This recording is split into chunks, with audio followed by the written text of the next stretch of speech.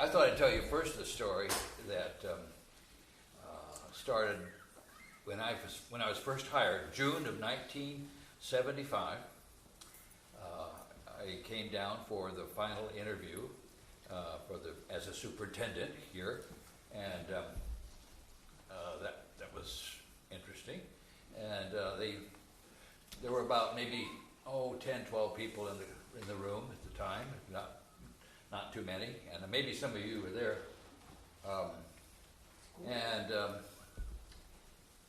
The audience politely clapped, and then I sat down, and then the next person that addressed the school board brought a petition up, and it had 67 signatures on it, and it was to fire the elementary principal. Oh, jeez. And it seems that a little background here, there's a very conservative community and a liberal community, and they didn't always see eye to eye about things.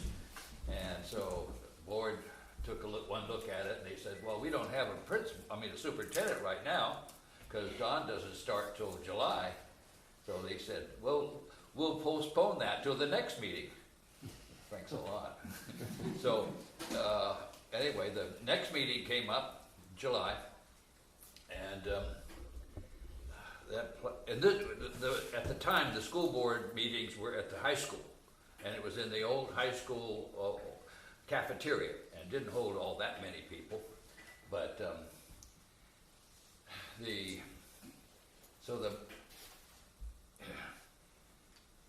that item came up. Somebody came up to the board, and they brought another petition up and had a bunch more signatures on it. Oh, jeez. So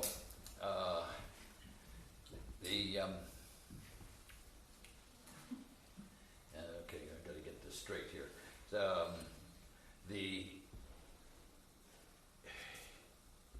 What happened was that there were so many people there, because this was an issue that really involved both halves of the community, and high school halls were just packed. And they said, I can remember now, he said, everybody had a petition, and there were letters, a stack of letters this high. And I said, okay, well, I know we can't, this is an issue that you don't resolve in public, so we'll have a closed session and talk about it. And so we started the closed session like at about 8:30, I guess, and read every single letter, and looked at all the petitions, came back at midnight, just before midnight, and nobody had left. They were sitting in the bleachers, waiting to have this resolved. And gee, what have we gotten ourselves into here? So came back and read a position paper, basically saying we don't deal with personnel issues this way. And so I'm sorry, that's not how you deal with firing people or hiring people either. But anyway, midnight, we read the position paper, and everybody clapped and walked out. Oh, geez, is it going to be like this all the time? Well, it wasn't resolved a few years later, but anyway, that was the first time that I was introduced to the new place to work. Wow. And interesting job. Yeah. So that teacher she stayed, had tenure, or did she get? Well, it wasn't a teacher.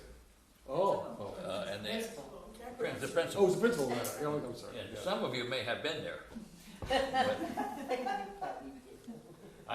And it didn't get resolved for a whole lot of years until later, for the different reasons. Yes. Was this building still in use when you came here? Okay. The building, actually, the first year I came, it was still being used, but it was condemned by the State Department, so they couldn't because it didn't meet the Field Act. This room right here was being used, but it was like the last year. And he had to get special permission from the State Department, from the Department of School Planning, in order to use the building, and they only gave you 1 year permission. And so I don't remember if it was used once or twice, but the portables were out here.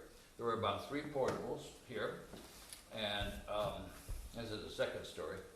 And Dave Gross, and as some of you may know, and Bob Krebs were 2 of the teachers that were in the portables out here. And the 7th and 8th grade were still here. The elementary kids had moved up and were in portables at the new site. And so this was the middle school down here. And there was Alma Mendoza was the principal, and she was also teaching, I believe, the other class. But anyway, let's see, I think it was Bob Krebs' room. Yeah, she was. He came in to make an announcement, and Bob Krebs, and it tells you what condition the portables were in. And she came up to make some kind of an announcement or talk to the class, and she walked in, and they were, you know, how 7th grade kids are, they weren't going to shut up for anything. And Alma walks in, and Alma was big, and she walks in, but she expected people to listen to her because she was an old-time teacher, and you pay attention when the old-time teachers are there. So she walks up to the front of the room, and she stamps on the floor, and her foot went right through. And the kid, and she couldn't pull her foot out. And the kid rolled off. Really pretty funny. Okay, when I was hired by the school board, they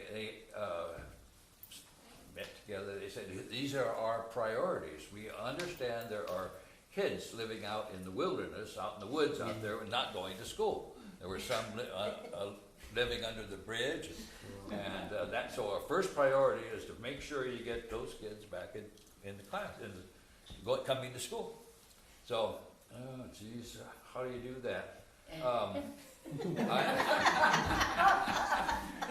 I had a young fellow who student taught for me over in Davis. I came from Davis, and I was principal of a junior high school there, and he was great. He was his name was Jeff Fine. Maybe some of you remember him.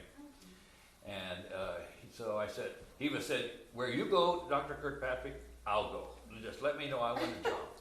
So I said, okay, board, would you agree to let me hire somebody without a classroom? And he said, okay, we'll solve the problem. And so we did. We hired Jeff, and he had a VW van, and he went out in the woods, in the wilderness, and he found people who weren't going to school. And by the end of the school, and he had books and stuff in his van, and he would go out and meet with them on a one-to-one basis. By the end of the school year, he had 17 kids that he was working with. And by the end of summer, there were 30 kids he was working with, roughly. He was wonderful. And so we moved to an unused portable on top of the high school hill, and that's where it was. And then they went down to the old building that had been condemned down there, which we again had to go to the State Department to get permission to use for another year by year. And so eventually I'm going to back up here a little bit. We got my daughter and a young man were seniors at the high school at the time, and the young man's name was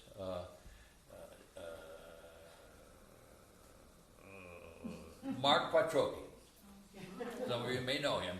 He became the architect. He is the architect for the school building up there. Oh, wow. And anyway, that